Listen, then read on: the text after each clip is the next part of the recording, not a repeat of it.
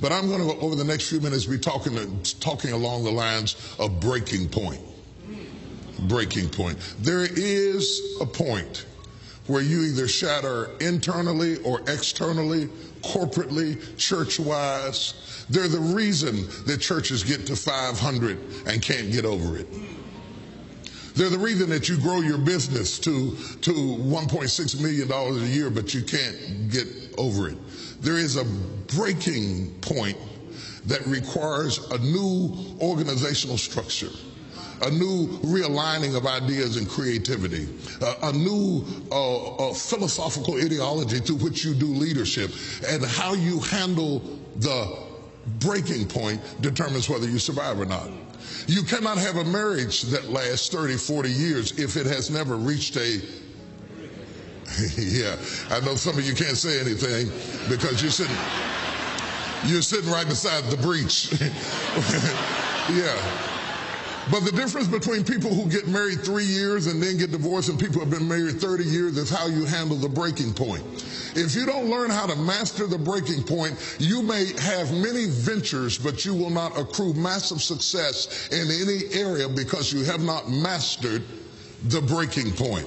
Every time life runs you to a breaking point, you will give up and quit. You will back away and run. You will say, this is too hard, this is too emotional, this is too stressful, and you will back away. You cannot be a champion until you have survived a breaking point. Are you hearing what I'm saying to you? It does not matter where you start. It only matters where you finish. The difference between start and finish is determined by how you handle the breaking point.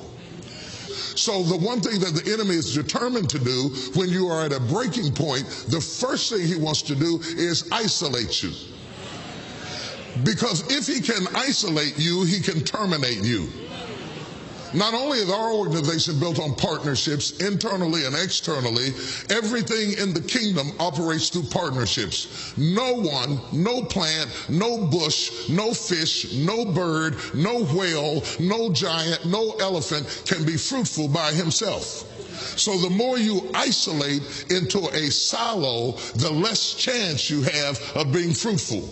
And you will notice up under great pressure and stress, as was so eloquently described before me, one of the things we have a propensity to do, the greater the pressure, the more we isolate ourselves. And every time you isolate yourself without knowing it, you terminate your dreams. Through cross-pollination, fruit is born. Through relationships, babies are born. If you're going to be fruitful, you must be relational. The only thing wrong with your dream is that you're trying to do it by yourself. I would share with you what you do over the next few months will determine the next few years in your life.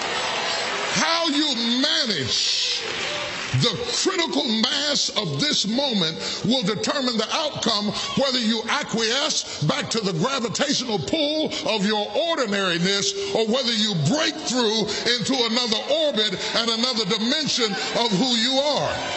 I would suggest to you that everything you have gone through in your previous dimension has prepared you for this next dimension, and you're right on the verge if you can master the breaking point.